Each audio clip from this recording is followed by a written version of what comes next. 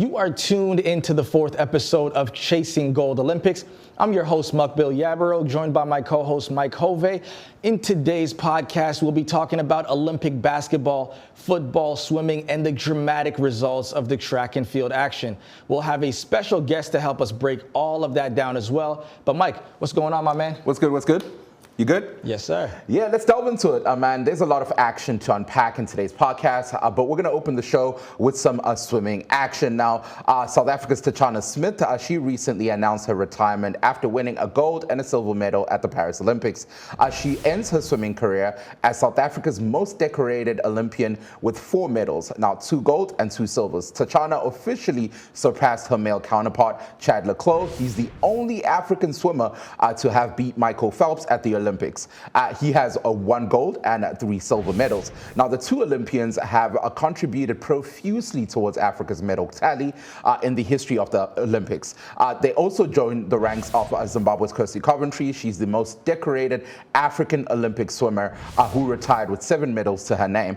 But while on the discussion of swimming and, of course, the growth of the sport in Africa, our VOA colleague Daniel Brown was recently in Paris, where he caught up with 17-year-old Eritrean swimmer Aaron Owusu. He recently represented Eritrea in this year's 50-meter heat. Let's take a listen.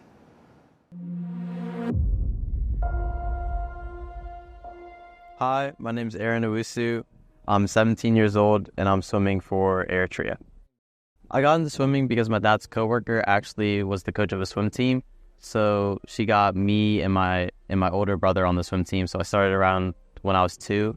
And then I've always been kind of good at swimming, but I never really had like the passion to actually go forth in swimming. And so about 2 years ago, it feels overwhelming, but at the same time, it just feels so cool that like I could be in the elevator with a person who I've looked up to.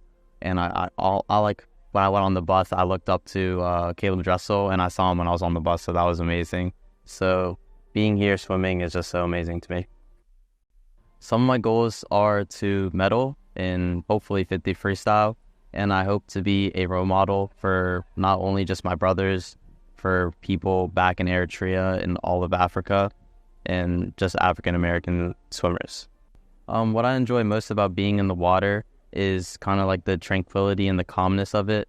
Being in a family of 4 boys, it's really hectic all the time. So like going somewhere that's always been consistent in my life, going to the pool and just being in the water where it's quiet it just feels amazing. Also the competitiveness of the sport, and since it's an individual sport, it's all on you, like if you win or if you lose.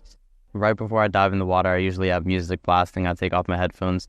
I usually just take in a deep breath and then breathe out, and I don't really think about much except the end of the wall and just getting to there, because especially since you're not supposed to breathe for the whole 50, the breath in and the breath out before our race is really crucial.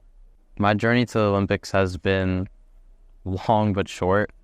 My mom had brought up the idea, I think around September last year, about if I really practice, because I had stopped swimming for about 3 years before that, if I had really practiced, that I could probably join the Eritrean national team. And so I started going to Lifetime. I started swimming every single day. And then I went to start lifting weights, and then it became 2 times every single day. And as I saw improvement, I also put in more effort. And so Qatar, once I was on the Eritrean national team and once I swam in Qatar, I was just going 2 times every single day because I really wanted to get here. So every single stroke, I think it goes on autopilot. I mean, my coaches have always said to keep it long, keep it strong, make sure it doesn't go across your body and passes your hips. So I think after months of practices and that being drilled into my head, is always just, it just comes to me while I'm in the race. Aaron Owusu speaking with VOA's Daniel Brown. Now, as we continue to discuss Africa's performance at the Paris Olympics, we also have other athletics who have won medals. And for those who have ambitions, who are crushed, some of them made national history. Let's delve into it. Muqbil, let's touch on that, man. Yeah, absolutely. So if we're just talking, we're talking basketball, we're talking soccer. We've seen the historic run that South Sudan did on the men's side. The bright star. Absolutely, the bright stars.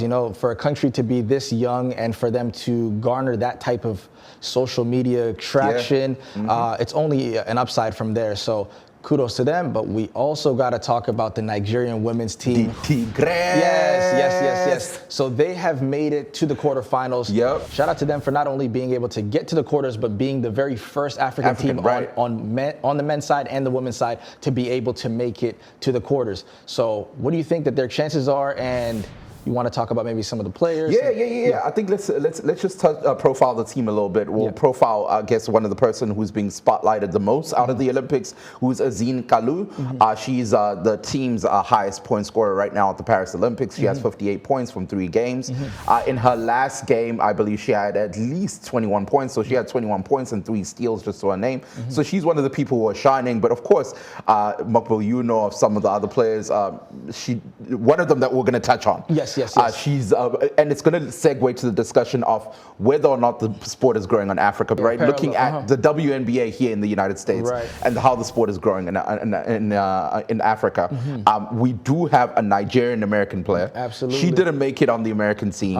She's not playing at the Paris Olympics, but she's that girl. Ooh. Talk to me about it. If we just look in Arike Ogunbowale, right, is a Nigerian-American WNBA star. There recently was a game which they did, which was a really interesting the last, game. Send-off before the women's team. Absolutely. As we've seen this year with the whole Caitlin Clark and Angel Reese thing as it pertains to the WNBA and the viewership, right? We've seen that there have been so many different eyes on the game alone this year. So what they did was they had the WNBA All-Stars versus the U.S. Olympic women's team. Right. WNBA All-Stars won, and guess who was the WNBA MVP? It was Arike. Shout out to her, man. So Arike is one of the premier guards, arguably one of the best players in the league right now. Nigerian American. She has played for the U.S. in the past, and because of that, I believe she wanted to play for the Nigerian team, but you know how it is sometimes when you play for a national senior team. Yeah, you can't play. That's the absolutely. rules. The rulings are a bit challenging. Maybe those rules can be revisited, because obviously I understand you want to play for the U.S. sometimes, but Arike, for whatever reason, decided that she wanted to play for her parents' native country of Nigeria. And I think with this team, if they had Arike, this would be a completely different team because, as talented as they are, when you have a premier guard, we've seen what guard play did for the men's South Sudanese team with Carly Jones, right? Yes. Guard play sometimes is just a little different because it gives you the freedom and flexibility to be able to ball handle and kind of, create your own shots sometimes. And Arike is really great at that. She creates her own shots and makes the game very easy for her teammates. So unfortunately, she wasn't able to play for Nigeria, but maybe in the future, if they, kind of change the ruling, she'll be able to do it. But shout out to the team as is right now. They've made history for the continent. Absolutely. So shout out to them. We salute them. Absolutely. But you know what's interesting about this is it goes back to the conversation that we had last week on the pod, right? Yeah. That point, even though we're referring more about soccer, right? Yes. We're talking more about what John Obi Mikel said of remember, don't always run out there to want to represent the big country. Right. You come from a native country. Right. She also had that opportunity. Absolutely. If she had chosen to represent Nigeria from the jump, it would have been a different discussion. Now, of course, we don't know how it led to that situation, but we do know that she's repped America already, and so it's difficult for her to go back. For sure. Also, not to cut you off, but I think the conversation when she's been in the league, if we're just looking, she's been in the league for a few years now, right? She got drafted in 2019, so this is about season 5-ish for her. Probably when she was coming up, maybe the game hadn't developed this much because if we're just thinking about the BAL, right? BAL's been in season 4 now, so it was after she was there, the BAL for her initiative for women on the continent now is being developed as well. So if it was as developed as it is now in 2019, maybe she might have jumped out there and played for Nigeria then, but the infrastructure wasn't there, and it's still not where it can be there, right? It's still very young in its infancy, but we're going to see a lot more players go from these, what looks to me like incubators, right? The BALs and stuff, moving from there, coming to the league, and then going back to the continent. So it's going to be very interesting. What I'm more intrigued about is, of course, the WNBA itself as we'll call it a basketball league, It's still growing in America, right? It's not even it's nowhere in comparison to the NBA. Right. So what I'm intrigued about is after these Olympics conclude, with the way that the sport is growing, I'm curious to see if, for example, we're going to now see more de Tigresses in the WNBA, or if we're now going to see these international different leagues now having, that reference when we're looking at what does it mean to be an international league? What does it mean to be the quote-unquote world champions? That term is going to keep coming out throughout this discussion. And I'm really curious about that because, once again, to see what Nigeria has done for women's basketball, not just that for basketball in Africa, these Olympics have been historic for the continent. We have South Sudan, who was a first-time Olympian, going almost, they were this close to making it. And then we have Nigeria's the Tigres, who literally have broken that barrier and are this much closer to a medal. I think it's definitely a conversation to be had about how basketball is growing in Africa, and secondly, most importantly, what does it mean after the Paris Olympics? So those are some of the conversations that we're going to be having. We still have one more episode left to go, brother. And in that last episode, I'm sure we're going to delve deeper into that. But let's also touch on other sports. We also had Olympic soccer. Yes, we did. Africa has said goodbye, brother. Sadly, Morocco had a lead that they could not hold on to. The definition of fumbling the bag. Man, it's tough. It's tough, man. Seeing Morocco, because Morocco has become this, beacon of light for the continent, after their run in the Qatar World Cup. And we've seen what this team can do. Obviously, this is not the same team. Of course. The only player that is Hakimi, Ashraf Hakimi, from that original team that played in the World Cup. But just to see what they've been able to do, the level of nostalgia maybe that they brought back to some folks showed that, they still have the caliber of talent, even on their quote-unquote under 23 team, to be able to still, compete with the big dogs, right? So they had Spain. Unfortunately, they weren't able to finish it off, and they lose to Spain 2-1. On the other side, we had France versus Egypt. The host nations have really been, very difficult to play. Thierry Henry, he looks like he's really living his playing days. Right. And he's giving that confidence. When you have a manager like a Thierry Henry, the team and the players, they will play for him. You know what I mean? And they know his excellence and how great he was. So for them to be able to come out and play for him while they're playing in France has been amazing for them as well. Great takeaway, though, for the continent is that, I believe both teams will be awarded bronzes, or they will be at least playing for the bronze. They will be playing, I should say, for the bronze game. So at least... So either way, Africa's walking away with the bronze. There we go. So Africa will be on the podium regardless. So that is a positive, for sure. Definitely, Muqbil. But ladies and gentlemen, we're still here. We're going to have more action coming up. But we're going to be back shortly. Let's head over to a break. And when we come back, we're going to be touching on track and field. Too much. We'll be right back. Health, wellness, sport, beauty, medical breakthroughs. Healthy Living cares about your well-being. What are the main health concerns in Africa and around the world? Find out the latest on coronavirus. Connect with our experts and ask them questions. How long does the virus stay? Join me, Linor Moudou, in Washington, every week on Healthy Living, right here on VOA. You're watching VOA's Red Carpet. My name is Jackson Vunganyi. Thank you so much for joining us each week right here on Red Carpet. We bring you the latest in...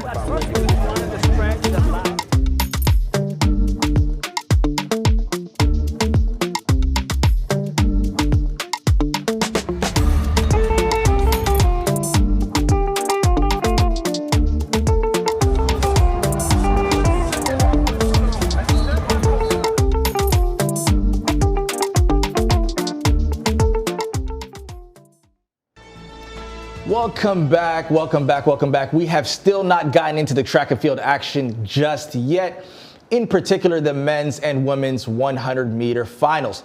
To help us break it all down, we will have a special guest on the pod, Faris Khan, a strength and conditioning coach. He's also known as Brother Faris to his online community. Let's bring in Brother Faris, man. Absolutely. Welcome to the pod, Faris. Welcome to the pod. What's going on, my man? What's happening, brother? How y'all feeling? Good, man. How you I'm feeling? excited to have this chat with you, Good. man. I'm very excited to be here too myself. Because we have a lot to talk about. 100%. So let's delve into it. We still have to touch on what's happening in Kenya, where Faith Kipyegon recently had a situation. Yeah. But we're going to delve into that shortly. But first off, let's jump.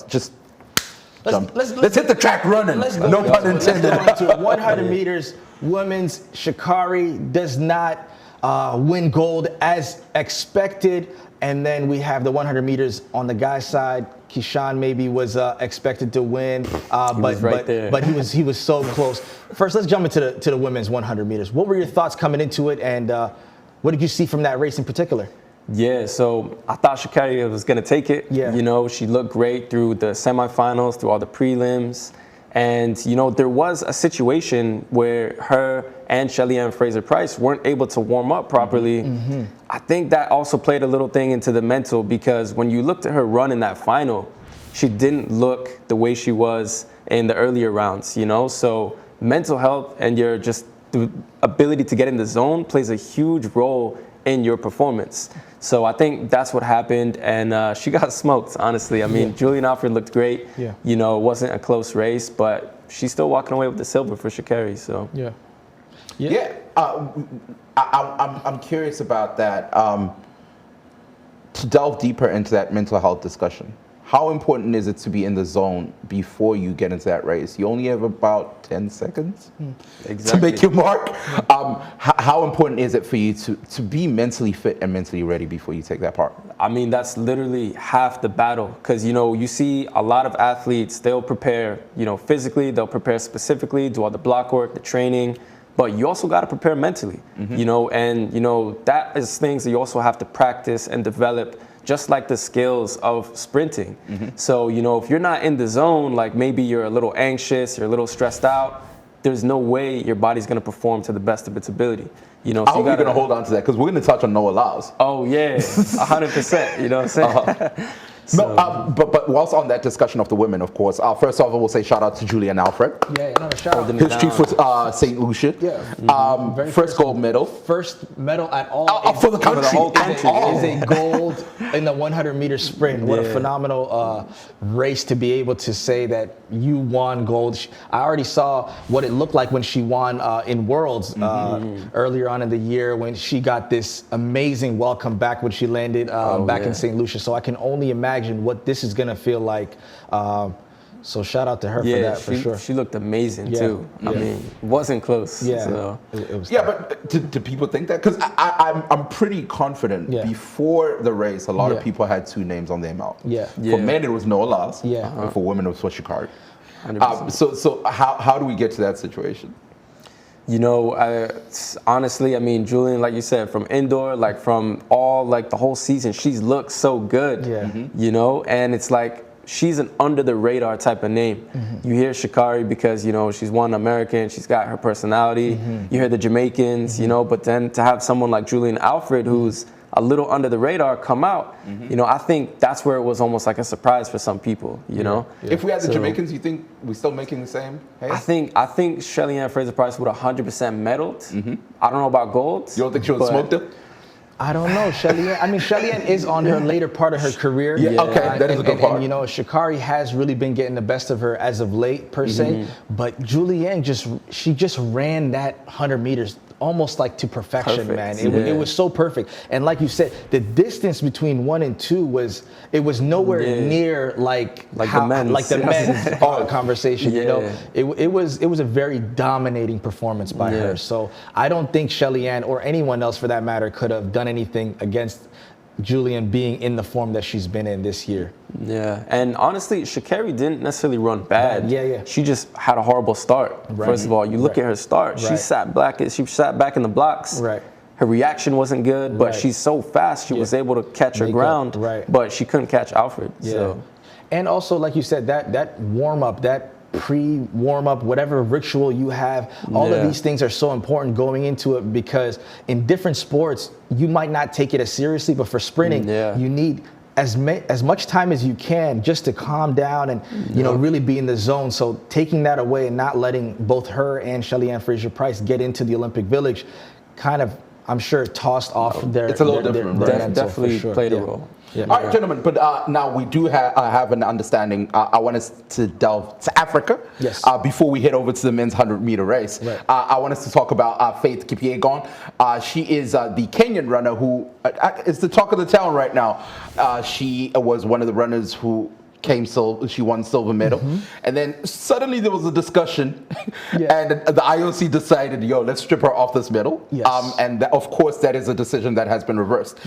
Now, with that verdict, and we have a package by Reuters reporter David Doyle. Let's head over to that, and then when we come back, we're going to unpack more about track and field, Faith Kipyegon, and of course, we have Brother Ferris in the studio. So let's head over to that, and then we'll tell more. Kenya's Faith Kipyegon has had her 5,000 metres silver medal reinstated after being controversially disqualified on Monday evening. The race was won by Kipyegon's compatriot Beatrice Chebet, her gold, Kenya's first medal at the Paris Olympics. Kipyegon had crossed the line approximately 1 second later, but was then disqualified over a clash with Ethiopian world record holder Gulaf Tsige on the penultimate lap. The silver medal was, however, reinstated, Athletics Kenya wrote on social media. It said that was after a successful appeal by Kenyan officials. That was Reuters reporter David Doyle highlighting what was happening there in Paris with Kenya's Faith Kipyegon. As we highlighted, she initially was disqualified, but came back. Kenyan authorities made noise. She won her silver medal back. She's there on the podium, brother. Shout out to the Kenyan authorities for that's how it's supposed to be. Kind of throwing their weight around a little bit because down for their athletes. Absolutely, because as we know, Kenya has the most medals in African history as it pertains to the Olympics. So for them to be able to even have that conversation is huge on their part. Now, whether or not she should have even initially been disqualified or not, that's a whole different chapter. That's a whole different conversation. But we're glad that she's back on the podium. I say we just jump into that 100 meters though. Race that the world, bro. If you count to 10, yes, you wouldn't know who came first or 8. No. If you close your eyes, if you grab the snack, grab the snack, it's gone. It's gone. So 100 meters. What were your thoughts going into it initially?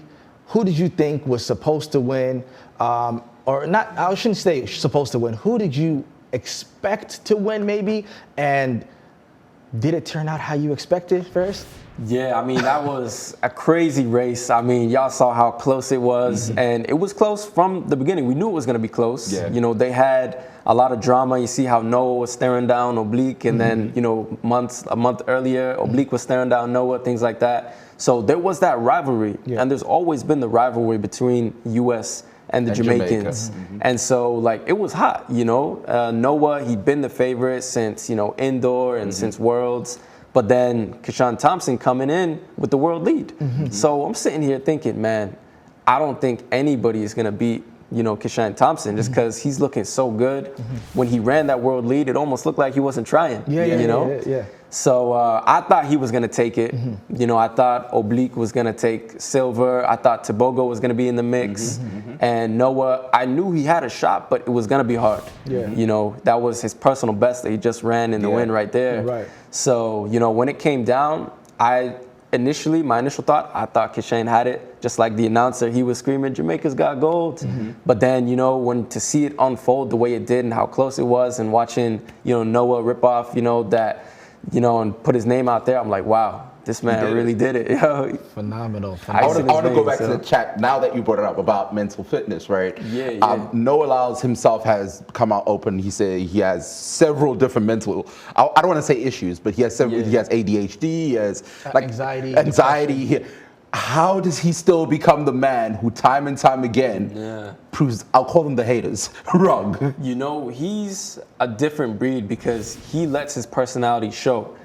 People say track people are weird, look at Noah, look at him at Worlds, look at him at the trials, he had Yu-Gi-Oh cards in the whole sleeve, what I'm saying? Yeah. But if that's what makes you feel comfortable, be you, you know what I'm saying? Yeah. He don't care what people think or what they say because he can still do the talking, but he can also do the walking, you know? Absolutely. And I think that plays a role in it. So Now, my question to you is, can Noah Lyles double? And if he does double, what does that mean for him? And what does that mean for his legacy moving forward in the Olympic stratosphere? yeah, I think he can definitely double up. I mean, realistically at the 200, there's not too many people who are as close like it was in the 100. And 200 is his event.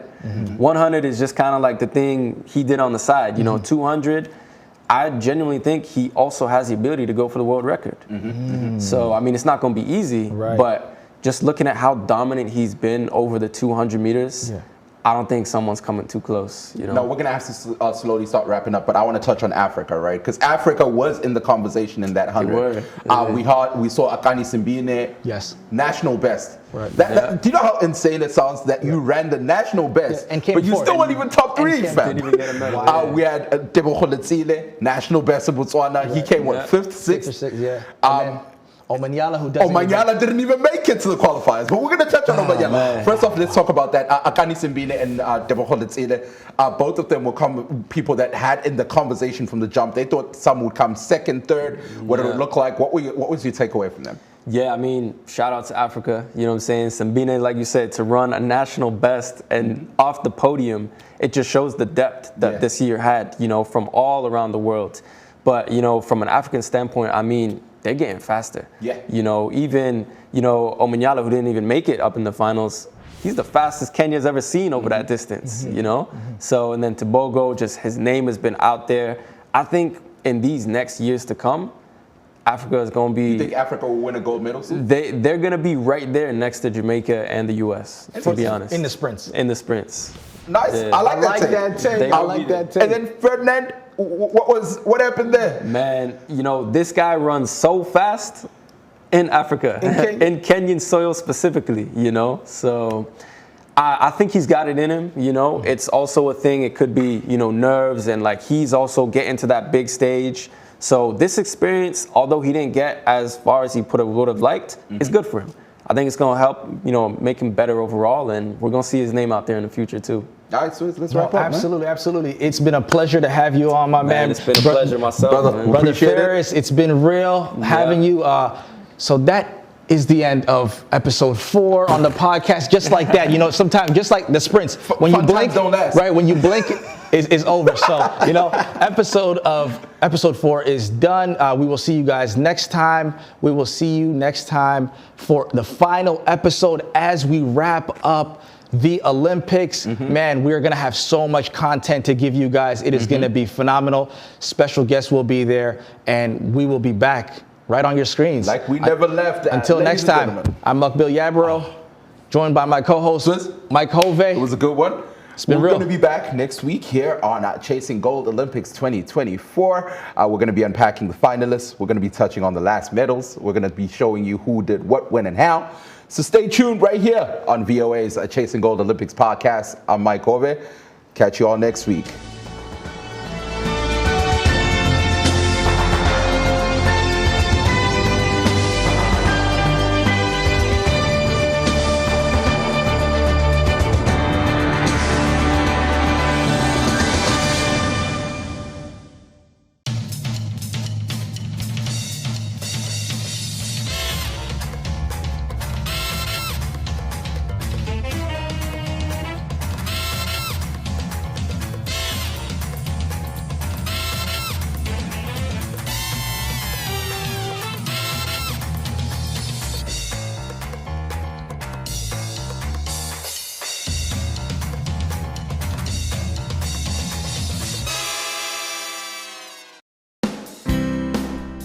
Health, wellness, sport, beauty, medical breakthroughs.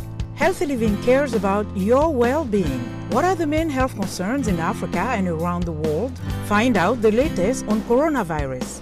Connect with our experts and ask them questions. How long does the virus stay? Join me, Linoch Mudu, in Washington every week on Healthy Living, right here on VOA.